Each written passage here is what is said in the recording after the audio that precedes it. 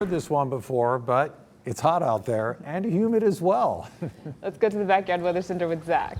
All right, yeah, it's gotten a little bit more comfortable, guys, over the past hour, though, just as the wind has picked up out of the east-southeast and that onshore breeze has cooled things down a little bit. Right now, we're sitting in the mid-80s, so a big change from the last couple of days. Let me show you what we did for today. The morning low was 71, the high 89, so we actually kept it in the 80s today, thanks to that change in wind direction. Again, you come off the Atlantic and the Bay, it will really cool you down.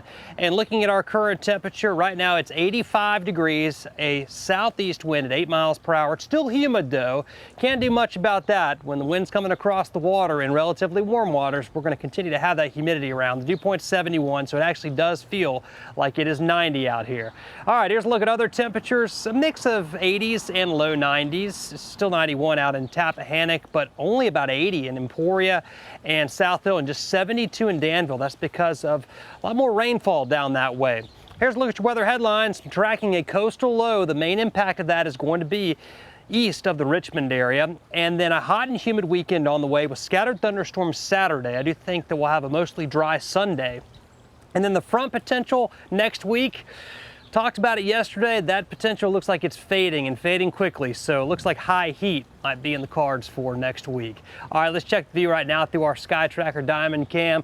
Lots of sunshine out there, and what clouds we have around here, just a few fair weather ones. Down to our south, we do have a little bit of rainfall moving through Pittsylvania and Halifax counties. You can see a little band there, and some showers also in Mecklenburg County and southern Greensville County. All of this is pushing back to the west. It's on the northern fringe of this area of low pressure in coastal South Carolina, and you see everything kind of rotating around that. The track of this low is going to go right along the Outer Banks and then just off the Virginia coastline. And on that track, it should tap into the very warm Gulf Stream waters, likely developing into either a tropical storm or kind of a hybrid subtropical storm.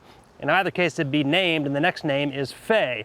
All right, the track of that, again, right along the North Carolina coast. It will lift to the north, and it'll start to spread rain, especially tomorrow afternoon and evening across eastern Virginia. We're going to be kind of on the edge of that, so it'll be a glancing blow here across the I-95 corridor, and it'll all be gone by Friday afternoon. Just a few pop-up thunderstorms in the wake of that system.